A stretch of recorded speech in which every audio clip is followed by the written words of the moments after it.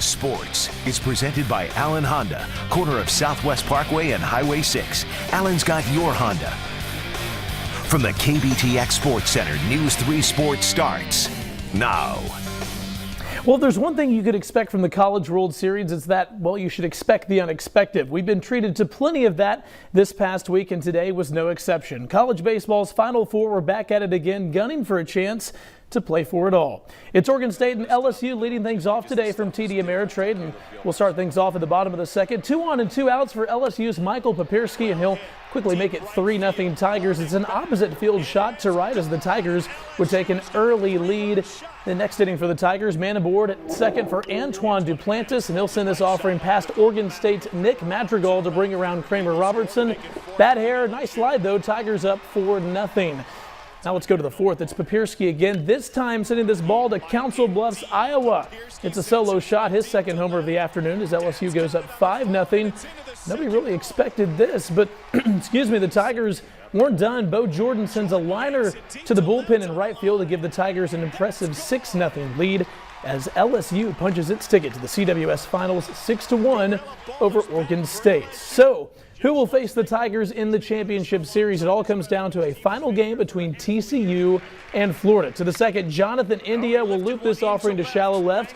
That puts runners at the corners at first and second for the Gators, but Mike Rivera will then step in to finish the job. He plates into a fielder's choice, but Florida scores one to go up 1-0. We move now to the fifth inning. Same score and a man at first for Christian Hicks. And he'll lace this pitch into the gap deep into left center field. That allows the Gators' Austin Langworthy to score all the way from first base, puts the Gators up 2-0.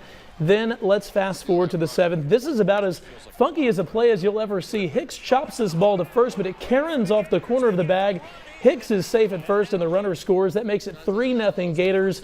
That's all they would need. Florida's headed to the CWS Finals 3-0. Over TCU, and that sets up an all-SEC title game rematch in the College World Series Finals. Game 1 is Monday at 6.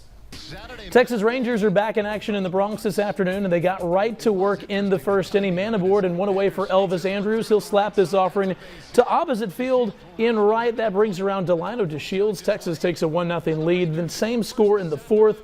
Man at first for Carlos Gomez. Goodbye baseball. That's a 2-run shot over the fence in left field as the Rangers go up 3-0. But in the sixth, the New York's Aaron Judge is going to go yard. And, well, is there really anything this kid can't do? That is Judge's 26th homer of the season. Safe to say that leads the major leagues.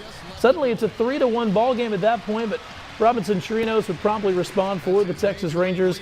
This shot right here to the cheap seats in left field will put the Rangers up 4-1. They would add some insurance runs in the ninth and go on to win 8-1. Rubber match in that series tomorrow at 12:05. Astros looking to get back into the win column tonight, taking on Seattle. So far, so good. They lead 2-0 in the fourth. Collegiate track season has concluded, but several athletes sporting the maroon and white at the U.S. Track and Field Championships in Sacramento, including Taylor, Texas's Fred Curley. He got the world's top time in the 400 meters. He was the NCAA national champion, and with a 44.03, becomes the 18th runner to sweep the Collegiate and USA Track and Field Championships. He's headed to London to the World Championships. Curley's teammate in the Collegiate 4x4, Robert Grant, was in line to advance to the finals in the men's 400 hurdles, but he was disqualified for hooking a hurdle, meaning his leg went outside of the hurdle instead of straight over. That's a tough break for him. The second time that's happened to him. On the women's side, Aggie Shamir Little has the top time heading to the finals of the 400 women's hurdles. She won her heat with a time of 53.78 seconds.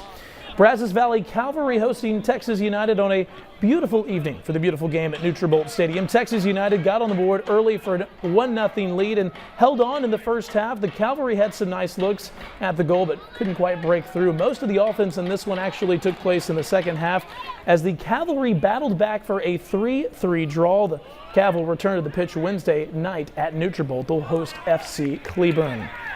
Bombers and Acadiana Kingcutters were supposed to play tonight. Rain forced a cancellation of that series, and they'll be back in action. The Bombers will tomorrow at Nutrabolt. Very cool. Lots going on. Thanks so much for catching us up. No problem. Well, stay with us.